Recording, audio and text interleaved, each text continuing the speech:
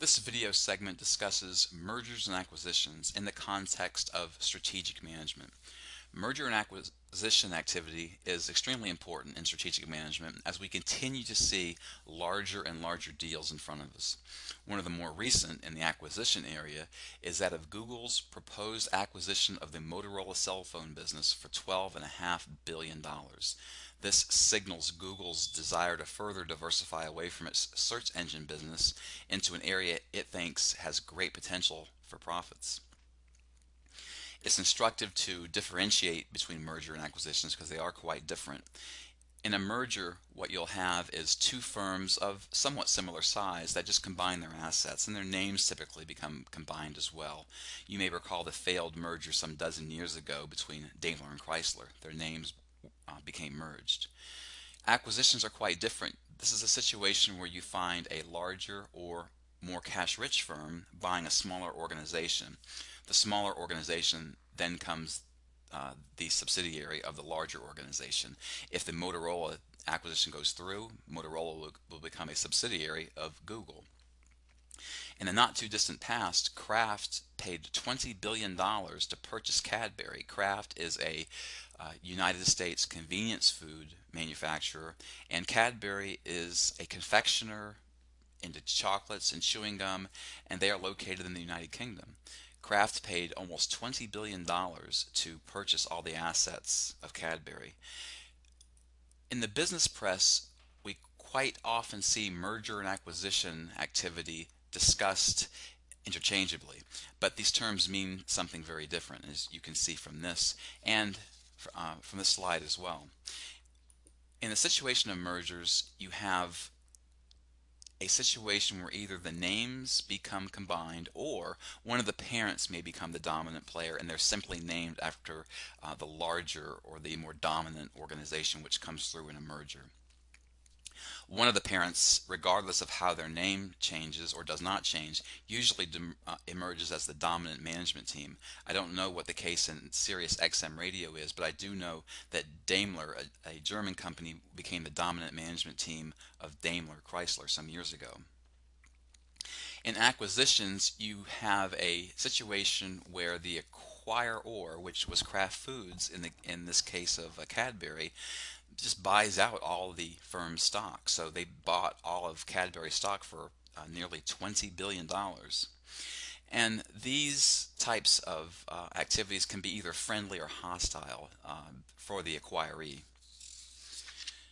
There are several types of merger and acquisition activity, and I'm going to detail 5. Vertical activity in mergers and acquisitions could be simply to buy a supplier or customer. So they're vertically going forward or backward to streamline their cost structure. And Johnson & Johnson acquired some time ago Mentor, which is a latex glove company, among other things, to complement its products to become a supplier to other divisions of Johnson & Johnson, hence streamlining its cost structure. In the case of horizontal merger and acquisition activity, we see a situation where you merge or acquire a competitor, and we've seen that in the recent past in so much as that the Dutch firm InBev bought out Anheuser-Busch, thus reducing their competition to some extent. Product extension is a situation where you're buying complementary products or acquiring them to fit your portfolio, and in this case Kraft's acquisition of Cadbury is a perfect example of complementary products. It also exemplifies market extension, which is where you want to go into different markets. If you studied the Cadbury Kraft acquisition, probably the main reason that Kraft wanted Cadbury so badly is that Cadbury does very, very well in some emerging markets where Kraft does not do very well. And namely, those two markets are India and Brazil. Cadbury does very, very well there. Kraft has had minimal success and hopes to piggyback off Cadbury's leverage in those two large emerging economies for Kraft to do well. And that's market extension.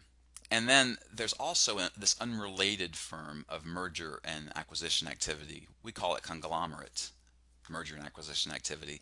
And this is a constant strategy that General Electric undergoes. General Electric, if you look at their their web page or their annual report. They are into a wide host of products, from light bulbs to appliances to jet engines to medical imaging products in the healthcare industry, and many more industries as well. So it buys firms that are quite different, but at the same time it diversifies their total risk by being involved in a lot of different industries.